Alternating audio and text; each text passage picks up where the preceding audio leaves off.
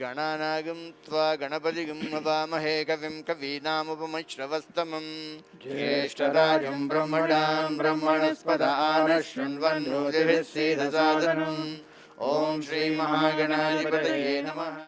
च मे हिता च मे धर्ता च मे क्षेमश्च मे सुधिश्च मे विश्वं च मे महर्षः पुरुषः सहस्राक्षः सहस्रपाद स भूमिं विश्वतो कृत्वा कृतवती सवितराधिपत्यैः पयवादिशां विष्णुपत्यघोरसहस्रशीर्षं देवं विश्वाक्षं विश्वशम्भुवं विश्वं नारायणं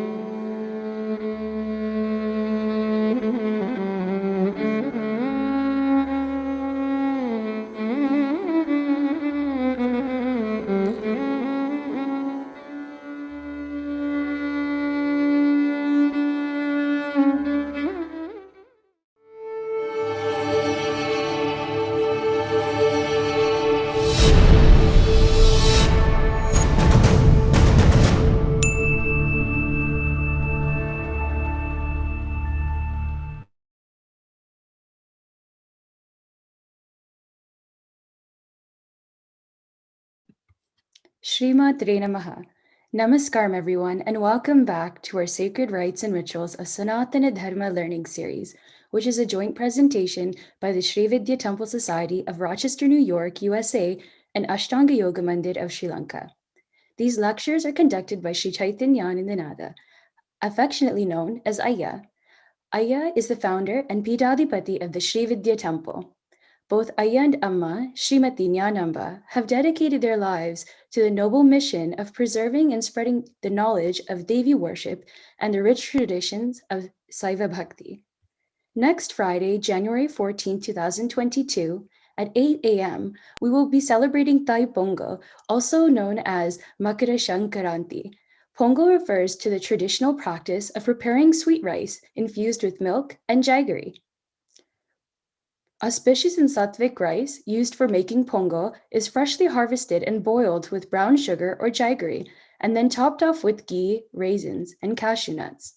We hope you'll join us for Thai Pongal as we give thanks to God for the food that sustains and nourishes us. The Sri Vidya Temple released our annual calendar. The theme for this year is Sri Dattatreya, from whom our Guru lineage has descended. For devotees who are interested in receiving the calendar, the temple calendar is now available for download or pickup. You can pick it up at the Sri Vidya Temple in Rochester, New York, USA, or at Fancy Florist Canada, located in Toronto, Canada.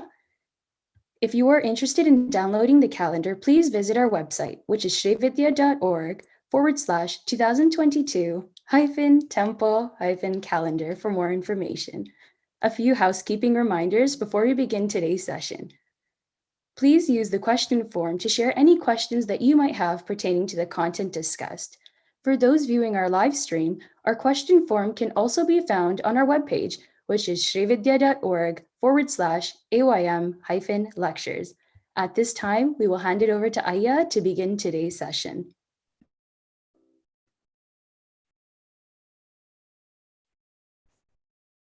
Om Sri Gurubhyo Namaha Hamsa Siva Soham Hamsaha Hasaka Frame Hasakshamaravarayum Hasaum Sahakshamaravarayim Sahau Swarupa Nirupana Hetave Swagurave Sri Annapurneshwari Amba Sameda Sri Amritanandanada Saraswati Mahabhattaraka Mama Sri Guru Sri Padukam Pujayami Tarpayami Namaha. Namaskaram. I prostrate before my Sri Guru, Srila Sri Amardhanandanada Saraswati of Devipuram, India, and implore him to sit on my open heart lotus and speak through me. The topic that we have chosen for the next few weeks is Yantra and Yantra Puja. Significance and benefits of Yantra Puja. Now, earlier on, when we discussed the various aspects of Sanātana Dharma and some of the rituals, we looked at what qualifies something to be a murti. What are the 7 characteristics it must satisfy? If we can go to that, yes. The 7 characteristics of a deity are Utpatti. The word Utpatti means its beginning. Somewhere in the plethora of texts, textual sources of Sanatana Dharma, the beginnings of a particular deity will be mentioned. For instance, in the Skanda Puranam, the beginnings of Subramanya are mentioned. In the Brahmanda Puranam, in the section called Lalita Upakyanam, the beginnings of Lalita are mentioned, so on and so forth. So where is it mentioned? Or if there is a textual source which mentions Utpatti, the beginnings of the deity, that's the first criteria that an entity should satisfy.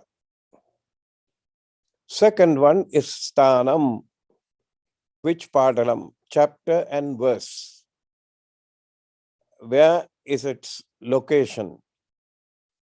It may have, please remember, a location in more than one textual source. Sthanam. Then the third one is called Lakshanam. Lakshanam refers to the physical characteristics of the deity. Is it standing? Is it seated?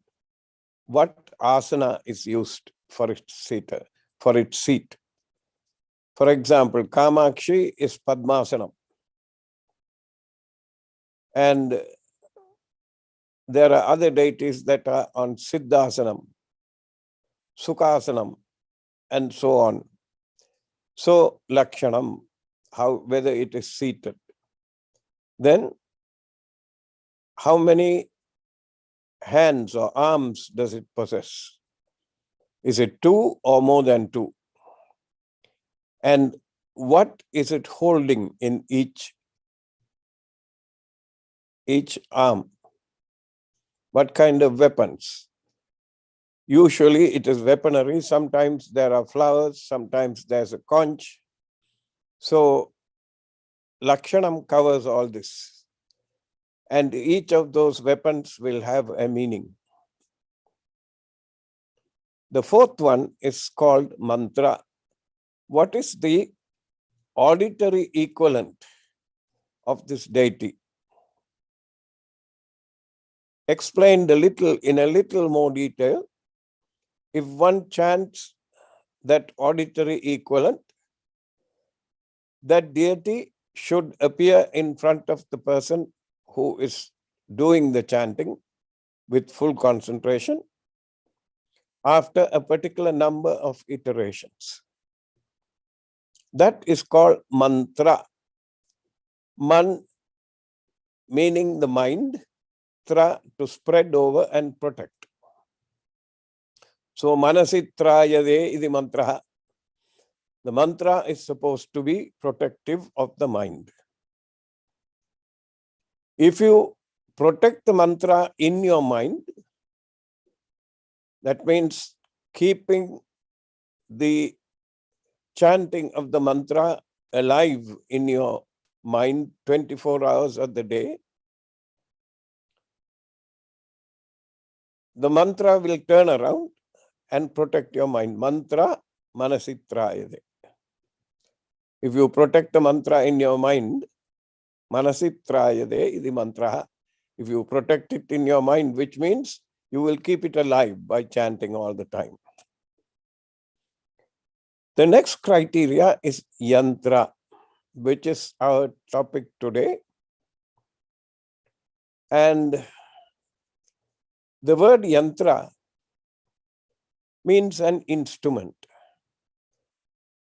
Yam, tra. Yam meaning it will keep a particular entity enclosed within itself, and tra means to protect that entity and release one who is practicing yantra or yantra worship from the cycle of births and deaths. So tra means to release. So the yantra has many, many purposes. There are many types of yantras. I will come to that. The next one is called tantra. Usually mantra, yantra and tantra are spoken of in the same breath. So if the mantra is chanted to the yantra will absorb it and begin activating. That is why it is called an instrument. And the technique that is used to unite the auditory equivalent, which is the mantra of the deity, to the geometric equivalent of the deity, which is the yantra, that technique is called tantra. Mantra is the sound form of the deity. Tantra, the method of unifying the sound and geometric form of the deity. Yantra is the geometric form of the deity. This triad you should not forget.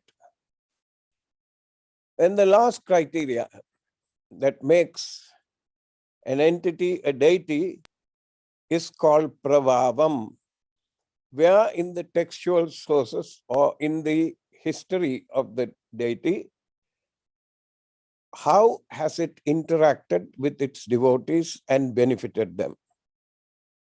How it has interacted with the devotees is called prabhava. So these 7 criteria has to be met by any deity that is worthy of worship. Now, there are three types of yantras that are commonly in use. Three types of yantras. These yantras are employed for particular purposes. A yantra sometimes is used for astrology. They are called Jodhita Yantras. Some yantras are used to worship deities. They are called Daiviha Yantras. Then there is another whole system of astrology called Enkanidam, numerology. The yantras associated with numerology, they are called Enkanida Yantras. And finally, the yantras that are used in the construction of a temple. Because it is a well-known fact that in any temple of Sanātana Dharma, the deities, beginning with the primordial deity in the sanctum sanctorium, called the Garbha Graham, in there, beginning with that, all of them have yantras buried underneath them. They are placed beneath them after great deal of preparation. Please remember that you cannot just pick any material and draw a yantra. There are rules governing what materials to use, what implements to use, and what kind of implements made of what material to be used. Yantras can be drawn. Usually they are on metals. Gold, Swarna, copper, Tamra, silver, Rajata, bronze, Pittala, and Bujra, a particular type of leaf, and granite and stone. There have been yantras drawn on papyrus leaves or palm leaves too. In fact, as a matter of interest, the oldest Sri Yantra can be found in the Baroda state, in the state of Baroda in Gujarat, in the museum there. It's drawn on Bhuj relief, and only the triangles beginning with the 14, then the outer 10, inner 10, 8, and the triangle and the bindu are there. That must have been how the original Sri Yantra was. The 8 lotuses, 16 petal lotuses, and the 3 lines, the square possessing the 3 lines must have been added later. Now, how you should draw a yantra? What material is used? You have to decide that before. If you decide to use gold, then you have to check to see what is the graha, what is the planet that controls it. So gold being for Guru, if you choose gold, naturally it will fall on the person who is going to draw the yantra to get the responsibility of choosing a Thursday, Guruvaram. Right. Now, these are things that have to be acquired from your Guru. The Guru will tell you, if you're going to draw the yantra, what, depending on what material you are going to use, what to use. And then you have to see what is called the hora for that day. And if you are using gold, which is for Guru, then Guru hora has to be chosen. Then the conducive nakshatras, and whether it is the waxing or waning side of the moon. All these things are important, because the more care with which you start drawing the yantra, the better the results are going to be. And the direction where you are going to sit and draw it. And of course, physical purity and the purity of the locality where you're going to draw the yantra are important. So now, if you choose copper, that being the metal for Mars, Savvai, Angaraka, you will choose that particular day and the hora and so on and so forth. Friday for silver, because silver is for Venus. Now, depending on what use you are going to put this yantra to, you must choose how you are going to draw it. Once you draw a line on the yantra, that line is permanent. If you make a slight mistake, you cannot correct it on the metal. And if the metal sheet happens to be very thin, you cannot put a hole through that. If such things happen, that sheet or that piece of metal has to be discarded. These days, depending on the use of the yantra and the place where it is going to be used, yantras are made in all sizes. Yet the original textual sources tell you a minimum of 5 inches should be there for the yantra. That means if you choose a piece of gold, a gold plate, it has to be 5 inches square. Copper, 5 inches square, so on and so forth. And if you are going to draw the yantra, there's one school of thought that says you can use iron or steel to inscribe the yantra. The other school of thought says no, you should not use anything that is made of iron. So different materials are to be employed in drawing the yantra. The yantra, before you start drawing the yantra on it, it has to be purified. You have to cut the yantra in the correct place, correct size, and make either a copper or a bronze, something that you can use to inscribe. And the yantras can be made even in iron, brass, copper,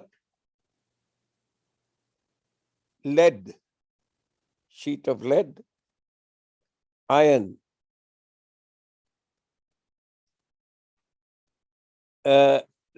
palm leaf from the Palmyra palm,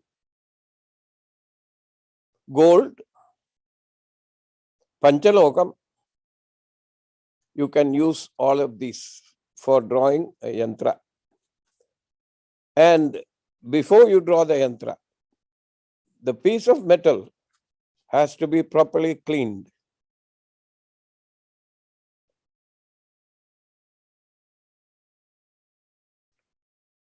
You should not draw a yantra and leave it, and then decide what you're going to do with it.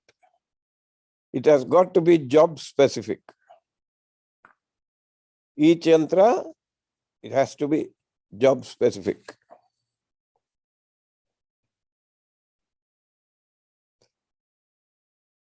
The following materials are to be used to clean the surface and the plate on which you are going to draw or inscribe the yantra. A mixture of punuhu, which is from a cat. It's a perfume substance. Kasturi, musk. Gorojana, saffron, kunkumapu. Attar or chandan. Chandanam is sandalwood, freshly prepared paste. You must have the paste done right there, then and there. Pache katpuram, raw edible camphor. And something called javad. That's a very highly perfumed substance. And a black colored paste called arakaja. I do not know what the English terms for these materials are. We shall, during the course of this, we shall find out and let you know.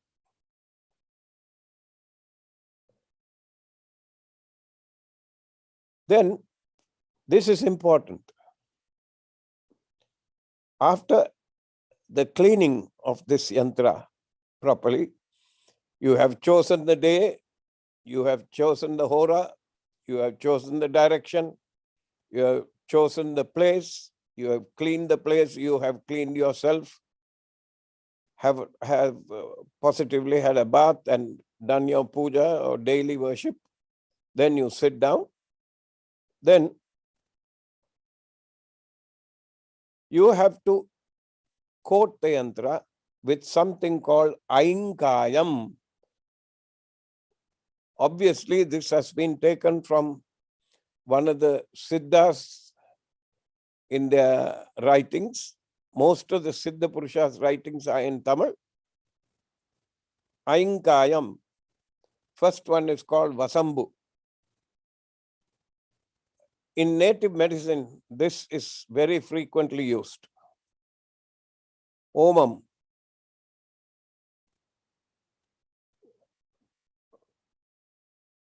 When children have a stomachache, when they have stomach cramps, they give this homam water to them. Again, the English equivalents I shall find out and let you know in due course. Ulli. Usually we will not take garlic for any of these things, but a certain amount of garlic is used. Kadugu, mustard. Perunkayam. Perunkayam is asafoetida. A mixture is made with all of these. Proportions are not being told. So I would take 1/8 of a teaspoon of each of them. Mix it together, make a paste, and apply it on the yantra, on the plate on which the yantra is going to be drawn. Now, after this is done,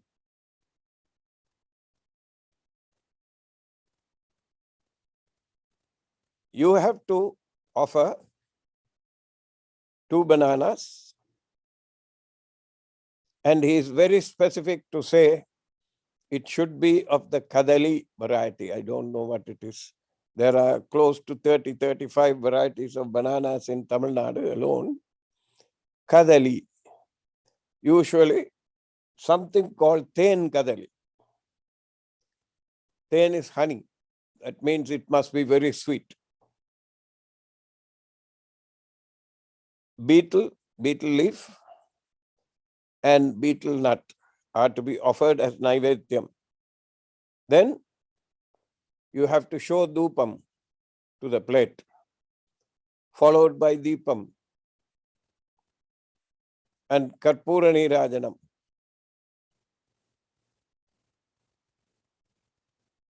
Now, whatever yantra that you are going to draw, let us say you are going to draw Shiva Panchakshara yantra. That's your intention. So before you touch the yantra, before you begin to draw it, sit down, close your eyes, and do 108 of the mantra that is going to be inscribed on the yantra. So if it is Shiva Panchaksharam, Om Namah Shivaya. 108 times. And you are now properly seated at the proper time frame, you have begun in the proper hora, all of those things. Now you can start to draw the yantra. And when you start to draw, these yantras are given by Siddha Purushas. One thing you have to remember, yantras are particularly, strictly tantric. They are not Vedic. All the yantras are tantric.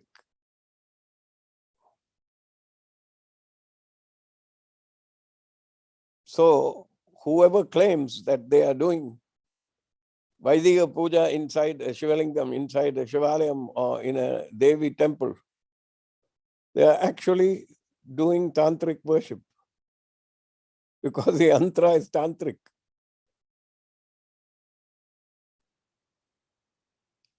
If you start and perform a yantra like this, if you start and draw the yantra like this, the way they have described it, he guarantees you that it will start to work instantaneously. Whether you do pratishtha, prana pratishtha or not, it will start to work. And he also says this. Many astrologers are very fond of saying, okay, keep this yantra at home, you will be okay.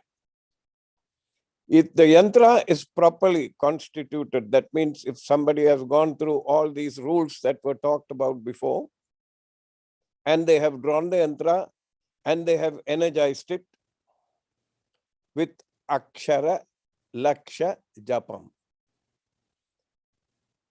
The example we chose was Shiva Panchaksharam. So if it is Shiva Panchaksharam, for each aksharam in the mantra, 100,000 times the mantra must be chanted. So Shiva Panchaksharam will be 500,000 iterations of Shiva Panchaksharam has to be chanted. And after it is chanted like this, there are then other sub-rules. Annadanam, Homam, Tarpanam, Marjanam, all of these things are there. And then after all these things are done, you have to make sure that you offer bali to the sub-deities that are around that yantra, because you invite Shiva, the whole pantheon will come. What I am trying to say is, drawing a yantra is not an easy task. It's not something that you take like a piece of paper and practice, drawing the Sri Yantra or drawing other yantras. That's okay for practice, but you cannot, if you are going to use something for worship, it involves much, much, much more than that. Otherwise, the yantra will be like a poorly made car.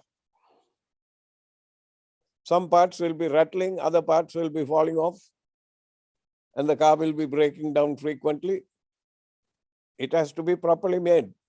So you have to apply your full will and your powers of concentration when you are doing something like this.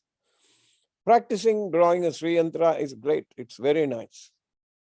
And it has its own merit. But such yantras, when you make them, especially on metal or on some of the materials that have been mentioned, you have to be careful. You must know what you're doing. Otherwise, negative connotations will come. I was beginning to say, if a person has gone through all these disciplines and drawn a yantra, that yantra will have a peculiar quality. What is the quality? A, it will absorb the yantra, the mantra that is being chanted. Now, once it has been enlivened, say Shiva Panchakshara yantra, it is alive now. If you are anywhere close to the location of the yantra in the house and you're indulging in idle chat, it will absorb that. If you have trouble in the house and that's the reason you have brought the yantra, you're discussing it with your family, that negativity will be absorbed into the yantra.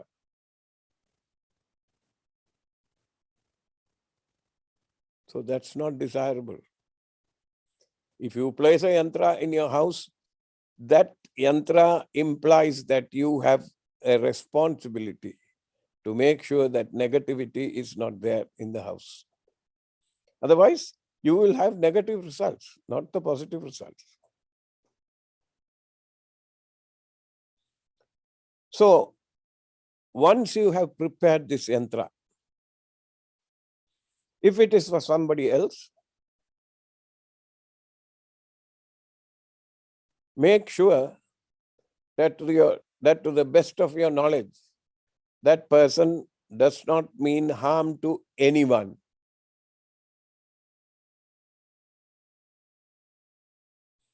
Because if you make a yantra and give it to somebody, and that person employs it to harm a third, a fourth, a fifth person, all that negativity, negative karma will come to you. You're responsible. It's just like this. You make an explosive device and give it to somebody, and that fellow uses it to kill people in a bus. You are responsible. So, to the best of your ability, find out what you are doing.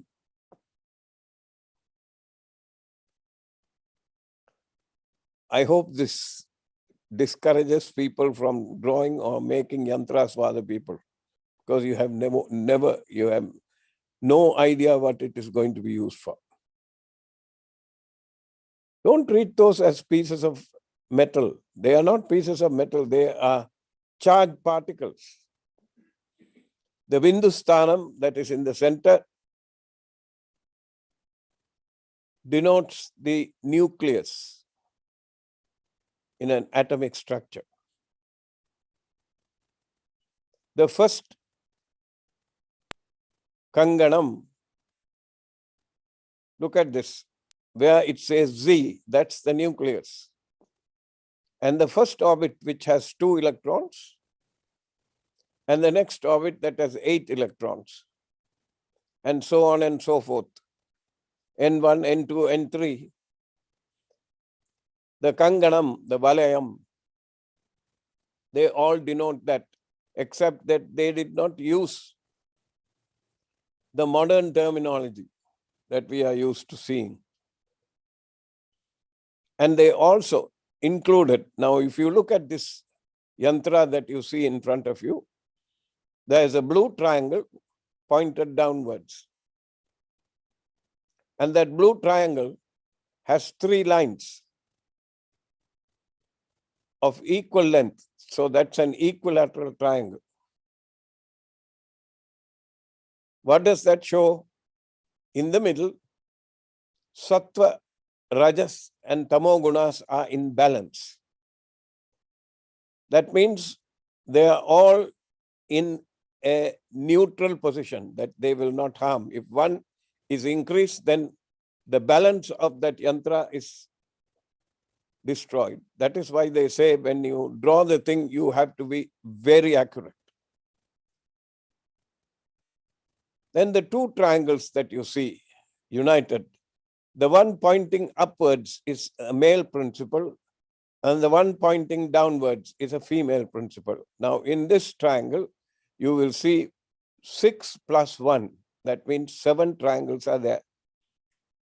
Now, Tantra Shastra tells you, however many triangles you place in a yantra, the more the number of intersections, the more powerful the yantra will become.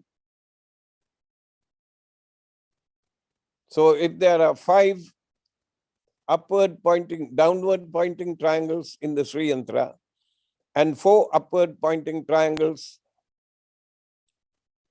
intersecting each other, forming 43 triangles, you know how powerful the Sri Yantra can be. So don't think of them as just mere pieces of plates, as pieces of gold or silver or iron or copper or lead. There are 2 types of lead. Even with lead, they have made yantras. One is called Vanniyam, white, Iyam, lead. The other one is called Kariyam. It has black. I don't know how many of the people who are listening in the listening audience had been to Park Circle where the Devi used to reside. In there, the late Swami T. Murugabhushanam, who belonged to 14 generations of Sri Vidya Upasakas, had made a yantra for me out of black lead. And it was given to me. And he said, just place it in the shrine room beneath the Meru and worship it. You don't need to do anything else to it. It only had lotuses and a bindu. Concentric circles, each of them divided into various lotuses, 12, 8, 6, 16, like that. And in the center there was a bindu. And it added power to the Meru that we had at home. So even with lead, you can make a yantra. But usually the yantras made with iron, lead, or one of these white lead or black lead, dark lead, they have negative connotations. So I think after I read through somebody's treatise on this thing, I got rid of that yantra. I did not want it anywhere near the place, so it was taken and consigned to the waters of the lake. So these yantras, now from what I have described, if you are drawing a yantra, you cannot leave the job half done thinking you will come back again and complete it. If you are drawing a yantra, you have to complete the job before you can get up and go. You can do the japam and the enlivening process for the yantra later. But you must do that, and every time you come and sit down to do japam, you have to use the perfumed mixture that we spoke about with arakaja, with javad, with saffron, with camphor, edible camphor, and all those things, chandanam.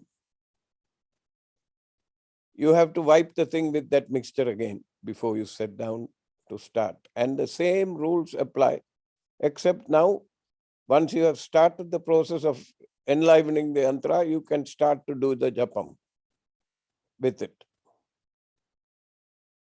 And every time you have to wipe it with the mixture that I told you. The aingayam, This is supposed to remove the negative tendencies or the directly opposite deities that are there. They will also be present. It is supposed to prevent them from going inside. The use of the garlic is for that reason. You know that in tantric circles, then when they use garlic, it is to keep something out of your household. So you know that because they have used garlic here, I think it is to keep some of the negative tendencies out of that place, right? Now,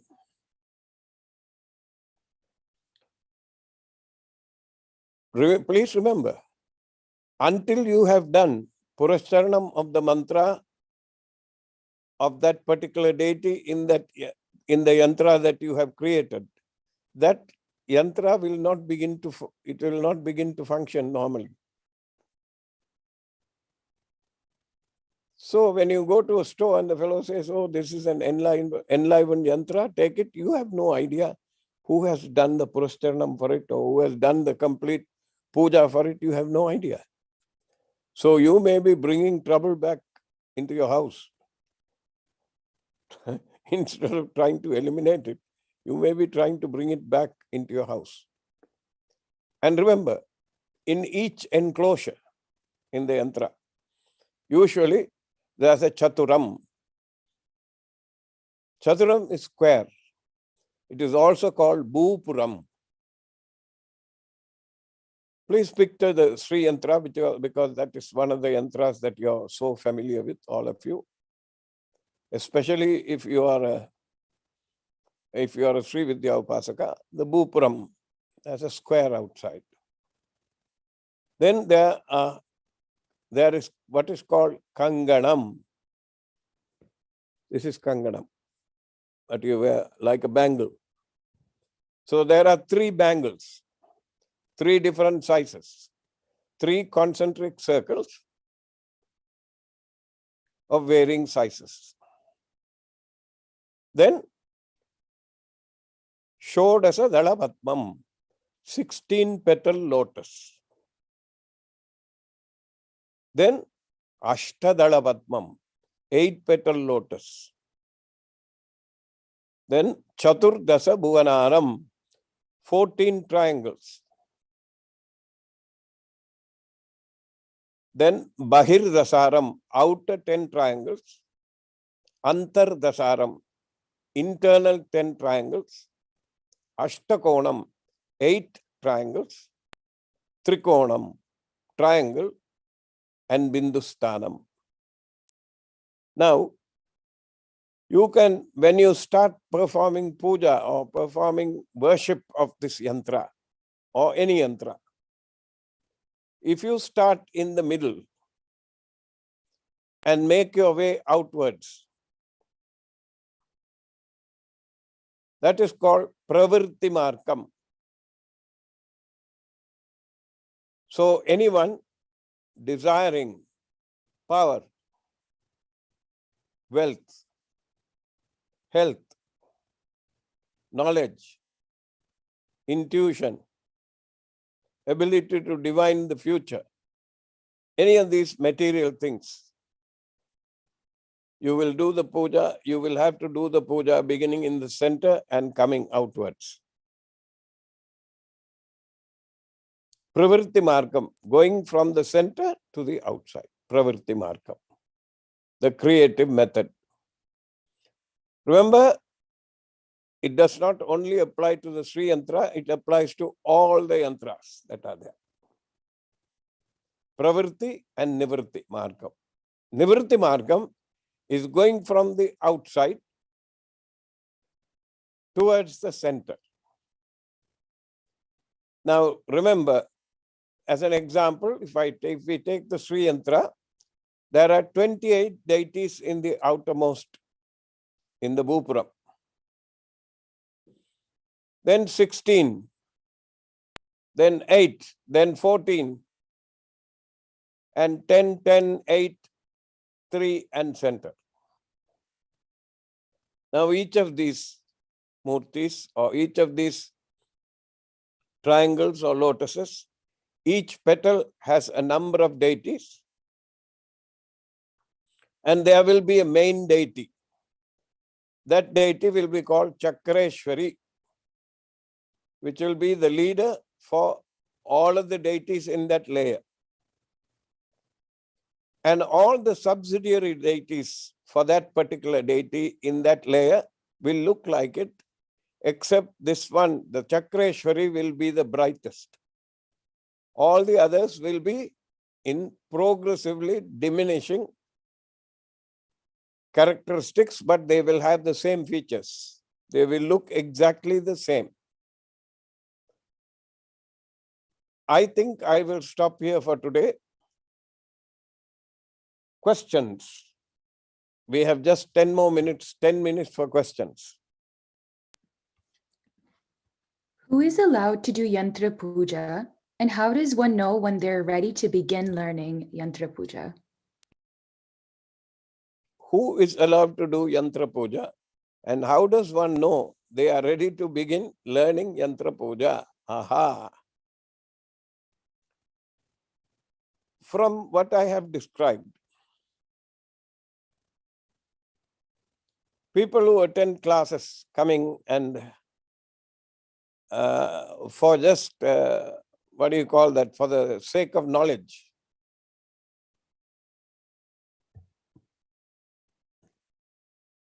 they cannot perform Yantra Pujas. If you are going to perform Yantra Puja, you have to be an Upasaka. You know all the connotations that go with that statement.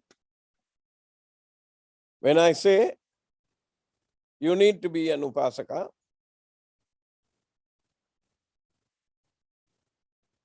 our most loved Guruji, in his overwhelming desire to share the information and the knowledge that was just coming out like a volcano from him, he wanted to give it to everybody. Of course, he was capable because he was Prahlada and he was able to absorb any positive, negative, neutral, whatever things, whatever energies in between that the practitioners did. So he gave it to all and sundry without questioning what this is. Sometimes that can cause problems, but he was an avatar. He was able to protect it, take it. But for others in the lineage, there has to be a certain amount of discipline. Would you give the atomic football to somebody who has no knowledge of even rudimentary physics and absolutely no knowledge of what a nuclear blast can do to people and property and the environment? Would you? A mantra is to be given to people with a certain responsibility, with the full knowledge that they will use it only for the betterment of mankind and all of creation, including the animals. People who come and attend a workshop just for the sake of knowledge, I am sorry, are not capable of controlling the energies that come out of a Yantra Puja. So a Yantra Puja can only be performed by a competent authority, somebody who has the competence. And who will judge the competence? That person's guru should be able to we should be able to judge the competence of this person, knowing fully well they will not hurt anyone or harm anybody. So there you are. First of all, you have to be an Upasaka. And I am sorry, To be an Upasaka, you have to have certain amount of control. Firstly, over your food, then other habits. Food is primary. If you consume tamasic and rajasic food, how will you be able to pinpoint the energy from the Bindusthanam of a yantra? You cannot hold your body still, so how will you be able to focus your attention? So, it goes without saying that you have to be an Upasaka before you can attempt a Yantra Puja. And your Guru has to tell you, you are ready for it, go ahead, go ahead. Next question. So do you need to be initiated into the specific mantra of the deity to do the Yantra Puja to it? Do you need to be initiated into the specific mantra of the deity to do Yantra Puja to it? Of course you have to. Otherwise, somebody will give you a textbook on botany and the lecture will be on the lecture. You have a textbook of botany, of flora, and the textbook will be on physics. Will you be able to correlate both of them? You won't be able to. That yantra is an instrument that is to be created by you by focusing your energies into the Bindusthanam of that particular deity. So yes, you have to be initiated into it. Without initiation into a mantra, you cannot attempt a Yantra Puja. There's no way. And then, I'm sorry to say this, but I am of the belief, I am a firm believer in the fact that there are stages in, even if you want to learn Sri Yantra Puja, there are stages. You have to have Guru Paduka, Mahaganapati, minimum Bala Tripura Sundari. But remember, with Bala Tripura Sundari, you cannot do Sri Yantra Puja. You can do Bala Yantra Puja. Yes, you have to do that. Then you get Panchasakshari. Only after that you are permitted to do Sri Chakra Puja. So there is a method here. Once the Guru gives you the Guru Paduka and the Mahaganapati and Bala Tripura Sundari, your engine should be now firing.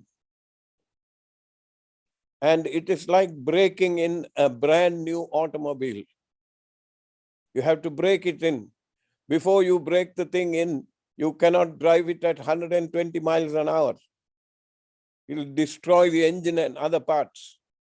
You have to slowly bring the thing into practice. So there's a break-in period.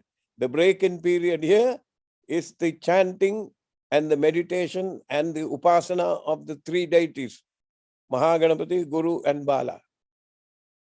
Only after that Panchadasi is given. If you had been, however, if you had been practicing Gayatri, or if you had been practicing any other mantra, like Ashtakshari or Sadakshari, then those are equivalent to breaking this system in to the yantra, to the mantra upasana. One more question.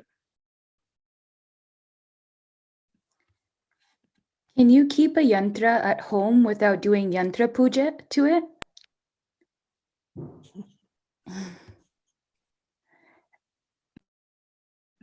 And can you also perform other pujas to it instead of doing Yantra Puja to sustain the energy of the yantra? If you remember, I told you, whatever yantra you're going to keep at home, you have to keep it with, you have to keep it with the minimum upasana. If it is properly constituted and the yantra has been properly made and energized, if you bring it home, it will absorb everything. No wonder they tell you, after you do puja, keep your shrine room's door closed.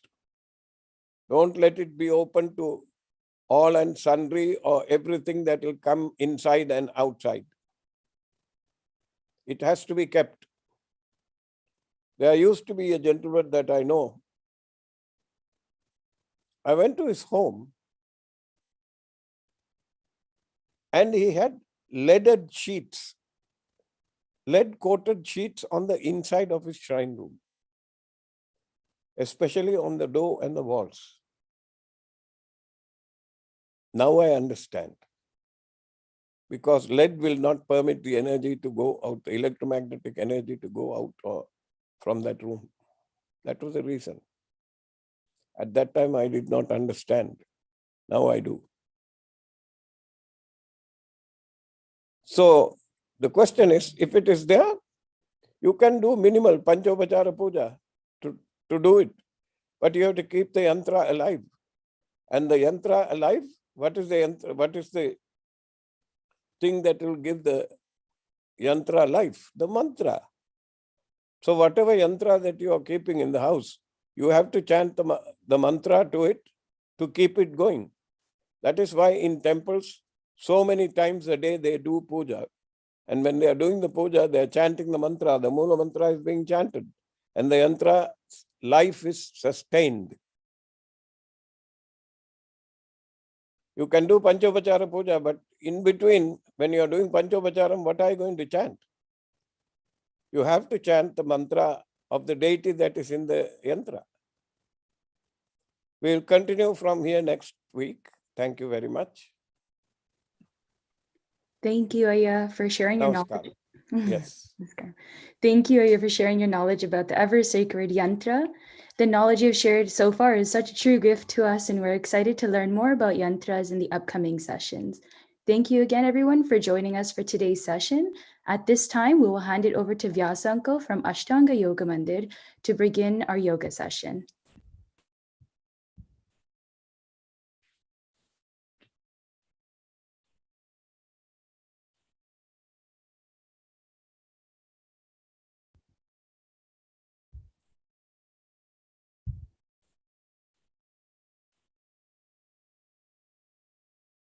Greetings and pranams to Haranaya and all the members of the Sri Vidya Temple, and members of the Ashtanga Yoga Mandir, and all those who are viewing these sessions.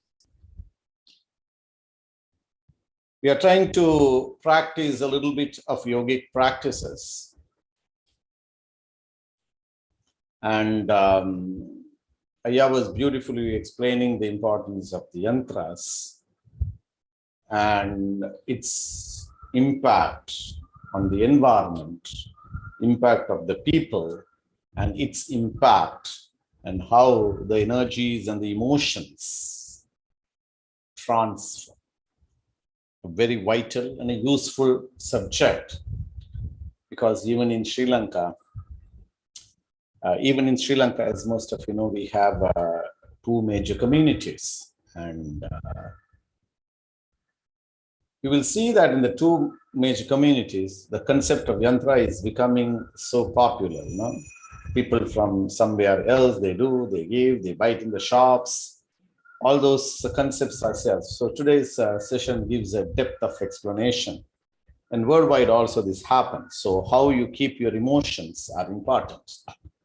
So generally, when we are supposed to do the prayers, when we enter into the shrine, as all of you know, that we do one of the most important things, which is called as the Nadi Shuddhi.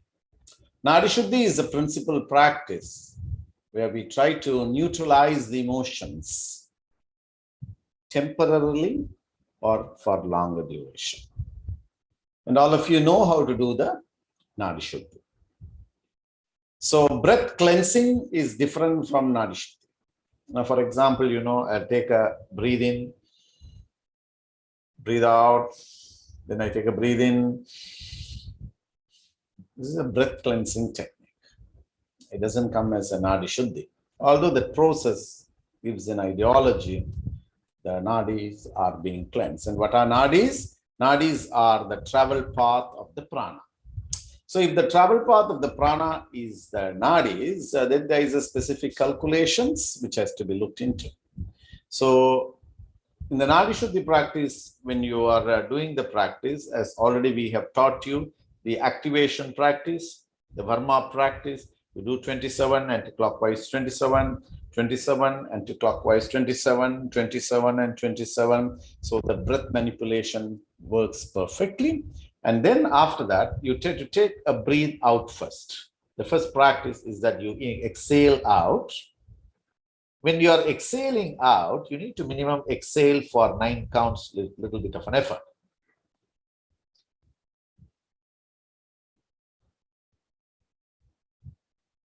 Once it is exhaled, minimum 9 counts of inhalation is important.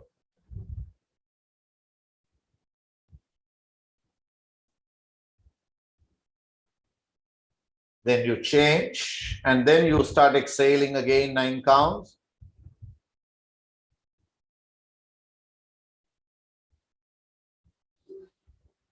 And then again, you start taking a deep breath.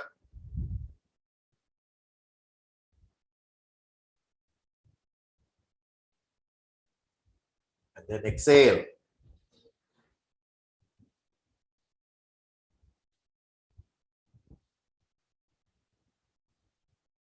So this is called as the Arambha Nadi Shuddhi. Very basic. Minimum 9 counts is important. But those who are involved in the mantra, chanting, and Sri Vidya, for you, easily you can go up to 12 to 15. If you are able to take it up to the 15, exhale 15, inhale 15, exhale 15, that becomes a very effective practice, which will lead the breath into a neutral energy. Once the breath goes to a neutral energy, so basically you will see in the Nadi Shuddhi, like based on the practices, there are some people who will take up to 25, 22, 23, 25, they'll be able to take. But 9 is a basic count. From 9, you start building it up. And if it goes beyond 12, then it is always nice for you to learn under a nice teacher who knows the pranayama very well, so that it becomes very effective. Because when you go into the high count of Nadi Shuddhis or pranayama, there can be always be a concern on the emotional upsurges. There will be certain emotions which tries to come out. One that disturbs the quality of life, that can disturb the others' things, and then they can disturb the practice of yours. So 9 is okay.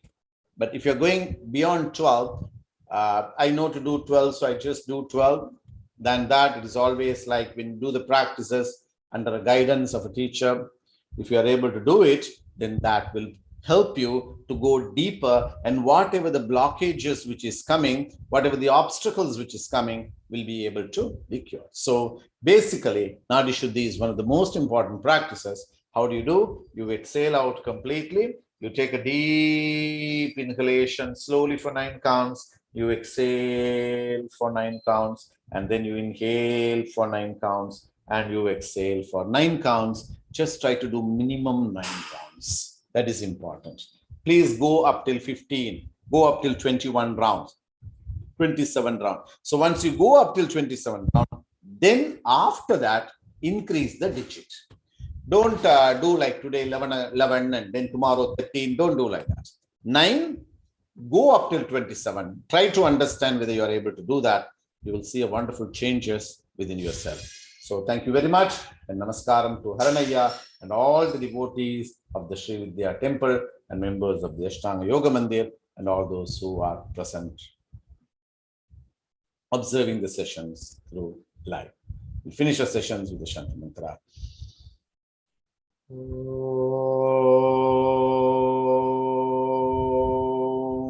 Shanti Shanti Shanti.